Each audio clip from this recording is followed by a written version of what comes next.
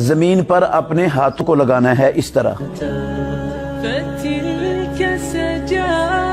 جب تم میں سے کوئی بندہ سجدہ کرے تو وہ اپنے ہاتھوں کو اپنے گھٹنوں سے پہلے رکھے اور گھٹنے دونوں زمین پر لگانے۔ علی رسولہ الکریم اما بعد۔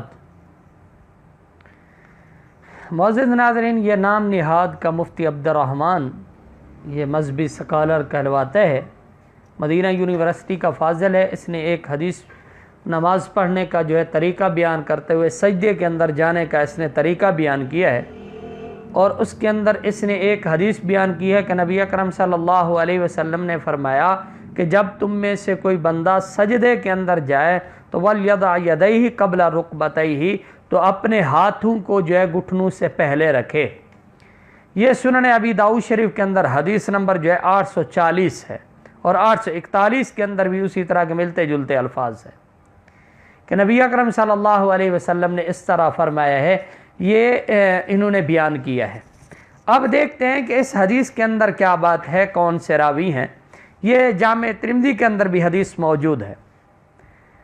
اب اس کے لیے نمبر 1 تو یہ ہے کہ اس کے اندر راوی محمد ابن عبداللہ بن حسن کا سما یہ ابھی زناد سے مشکوک ہے۔ امام ترمذی رحمۃ اللہ علیہ نے جامع ترمذی کے اندر اس کی تصریح فرمائی ہے۔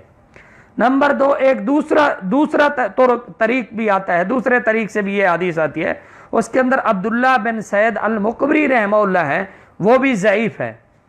اچھا، بالفرض والمحال اگر یہ حدیث صحیح بھی مان لی جائے تب بھی یہ ہماری دلیل بنتی ہے، نہ کہ ان بے وقوفوں کی دلیل بنتی ہے یہ جو کہہ رہا ہے، کیونکہ نبی اکرم صلی اللہ علیہ وسلم کیونکہ آپ صلی اللہ علیہ وسلم نے فرمایا کہ نہ بیٹھو تم اونٹ کے بیٹھنے کی طرح، اور آپ کو پتہ ہے کہ اونٹ جب بیٹھتا ہے تو اپنے ہاتھ پہلے رکھتا ہے، یعنی اس کے ہاتھ جو ہوتے ہیں گھٹنے ہوتے ہیں وہ اس کو پہلے رکھتا ہے، تو اس سے تو ہماری دلیل ثابت ہوتی ہے نہ کہ تمہاری دلیل۔ اور نمبر 2، اگر یہی بات ہے تو اس کے اوپر علامہ ابن قیم رحمہ اللہ نے اس کی 10 وجوہ ترجیح بیان فرمائی ہیں، جو ہماری حدیث حضرت وائل بن حجر کی آ رہی ہے، میں اپنے دلائل کے اندر بیان کرتا ہوں۔ اس کے اندر پہلی وجوہ ترجیح جو انہوں نے بیان فرمائی ہے وہ یہ ہے کہ حضرت وائل بن حجر کی حدیث اثبت اور اقوی ہے، یعنی زیادہ ثابت ہے اور زیادہ قوی ہے۔ امام ابن قیم رحمہ اللہ نمبر 2 فرماتے ہیں کہ یہ حدیث منسوخ ہے کہ اس حدیث سے جو حضرت سعد بن ابی وقاص کی حدیث اس ابن خزیمہ کے اندر ہے، کننا نضع الیدین قبل الرکبتین فامرنا بوضع الرکبتین قبل الیدین، ہم ہاتھ رکھتے تھے کس سے پہلے؟ گھٹنوں سے پہلے، تو نبی اکرم صلی اللہ علیہ وسلم نے ہمیں حکم دیا کہ آپ گھٹنے پہلے رکھیں، کس کی بنسبت؟ قبل الرکبتین قبل الیدین، ہاتھوں سے پہلے اپنے گھٹنوں کو رکھیں۔ اب یہ بالکل واضح حدیث آ گئی کہ نبی اکرم صلی اللہ علیہ وسلم کا فرمان مبارک آ گیا کہ آپ صلی اللہ علیہ وسلم نے فرمایا کہ سجدے کے اندر جاتے ہوئے پہلے اپنے گھٹنے رکھو پھر ہاتھ رکھو، نہ کہ جس طرح اس مفتی عبد الرحمن صاحب نے یہ بیان کی ہے۔ اور یہ حدیث اس کے اندر یہ حدیث مقلوب ہے، اس کے اندر بھی ہماری دلیل ثابت ہوتی ہے۔ انشاءاللہ میں مصنف ابن ابی شیبہ سے ابھی اپنے دلائل کے اندر وہ بات بیان کروں گا۔ اور اس کے آخر کے اندر اونٹ کے بیٹھنے کی طرح وہ دلیل میں نے پہلے بیان کر دی ہے کہ اونٹ کے بیٹھنے کی طرح بھی اگر یہ حدیث مان لی جائے تب بھی یہ ہماری دلیل بنتی ہے، نہ کہ تمہاری دلیل۔ اب آئیے احناف کے دلائل سنیے کہ نبی اکرم صلی اللہ علیہ وسلم نے کس طرح بیٹھنے کا حکم دیا اور صحابہ کرام کس طرح بیٹھتے تھے۔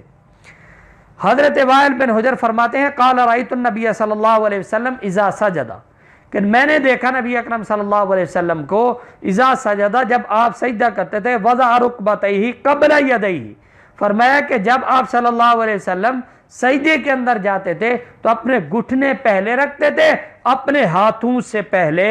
وَإِذَا انْحَضَ، جب کھڑے ہوتے تھے، رفع یدیہ قبل الرکبتیہ، اپنے ہاتھوں کو اپنے گھٹنوں سے پہلے اٹھاتے تھے۔ بعینہ، یہ ہمارا مسلک ہے۔ اور اس کے علاوہ یہ جو ہے سنن ابی داؤد جلد 1 ہے صفحہ 129 کے اوپر اور حدیث نمبر 838 کے اوپر اور 839 حدیث کے اندر بھی یہی ہے کہ نبی اکرم صلی اللہ علیہ وسلم نے فرمایا کہ جب جو ہے تم میں سے کوئی ایک سجدے کے اندر جائے تو وہ جو ہے رکبتیہ واعتمد علی فخذیہ، وہ بھی اسی طرح کرے، جب سجدہ کرے تو اپنے دونوں گھٹنوں کو جو ہے پہلے جو ہے اپنی ہتھیلیوں سے رکھنے سے پہلے جو ہے اس کو رکھے۔ یہ حدیث سنن ابی داؤد کے اندر آ گئی۔ اب یہ حدیث بھی کم از کم مفتی عبد الرحمن صاحب آپ کو نظر آ جانی چاہیے تھی، یہ 2 دلیلیں۔ اس کے علاوہ ہمارے پاس کچھ اور بھی دلیلیں موجود ہیں جو ابن خزیمہ کے اندر جو ہے موجود ہیں، صحیح ابن خزیمہ کے اندر، تو اس وقت جو ہے اس کے اندر بھی موجود ہیں جس سے ہمارا مسلک جو ہے ثابت ہوتا ہے کہ نبی اکرم صلی اللہ علیہ وسلم سے جو نماز کا طریقہ ثابت ہے۔ حضرت وائل بن حجر سے مروی ہے کہ نبی اکرم صلی اللہ علیہ وسلم جب سجدہ کرتے تھے تو ہاتھوں سے پہلے اپنے گھٹنوں کو زمین پر رکھتے تھے۔ یہ بھی یہی نہیں، ابھی جو صحیح مسلم والی، یہ صحیح ابن خزیمہ جلد 1 صفحہ 342 کے اوپر، باب البدء بوضع الرکبتین علی الارض قبل الیدین، فرمایا کہ گھٹنوں کو پہلے رکھا جائے، جو ہے بعد کے اندر اپنے ہاتھوں کو رکھا جائے، اور رقم نمبر اس کے اندر 626 ہے۔ اس کے علاوہ جناب سیدنا انس فرماتے ہیں قال رأیت رسول اللہ صلی اللہ علیہ وسلم کبر فحاذا بابہامہ اذنیہ ثم رکع حتی استقر کل مفصل وانحط بالتکبیر حتی سبقت رکبتاہ یدیہ، فرمایا کہ نبی اکرم صلی اللہ علیہ وسلم کو میں نے دیکھا آپ نے نماز شروع کی، یہ کیا سجدہ کیا، جو رکوع کیا، ہر جوڑ اپنی جگہ کے اوپر آ گیا، پھر آپ تکبیر کہتے ہوئے جھکے، یہاں تک کہ آپ صلی اللہ علیہ وسلم کے گھٹنے ہاتھوں سے پہلے زمین پر لگنے والے تھے۔ یہ المستدرک حاکم کے اندر جلد 1 ہے اور صفحہ جو ہے اس کا 3 ہے صفحہ 49 کے اوپر۔ کم از کم یہ بات بھی آپ کو نظر آ جانی چاہیے تھی کہ رقم نمبر جو ہے 822 کے اوپر۔ اب اس کے اندر بھی یہی ہے کہ نبی اکرم صلی اللہ علیہ وسلم نے اپنے گھٹنے مبارک جو ہے وہ کس سے ہاتھوں سے پہلے رکھے ہیں۔ یہ میرے پاس مصنف ابن ابی شیبہ موجود ہے، اس کی جلد 1 ہے اور صفحہ اس کا 494۔ اس کے اندر نبی اکرم صلی اللہ علیہ وسلم جلد 1 صفحہ جو ہے اس کا 494 ہے۔ اگر یہ مصنف ابن ابی شیبہ امام بخاری امام مسلم رحمہ اللہ کے استاد کی کتاب ہے۔ اس کے اندر جناب سیدنا ابو ہریرہ رضی اللہ تعالیٰ عنہ مرفوع بیان فرماتے ہیں کہ انہ قال اذا سجد احدکم، کہ نبی پاک صلی اللہ علیہ وسلم نے ارشاد فرمایا کہ جب تم میں سے کوئی سجدہ کرے احدکم فلیبتدی، تو وہ ابتدا کرے برکبتیہ قبل یدیہ، فرمایا کہ اپنے جو ہے گھٹنوں کو پہلے رکھے اپنے دونوں ہاتھوں سے رکھنے سے پہلے، ولا یبرک، نہ بیٹھے اس طرح بروک الفحل، اونٹ کے بیٹھنے کی طرح نہ بیٹھے۔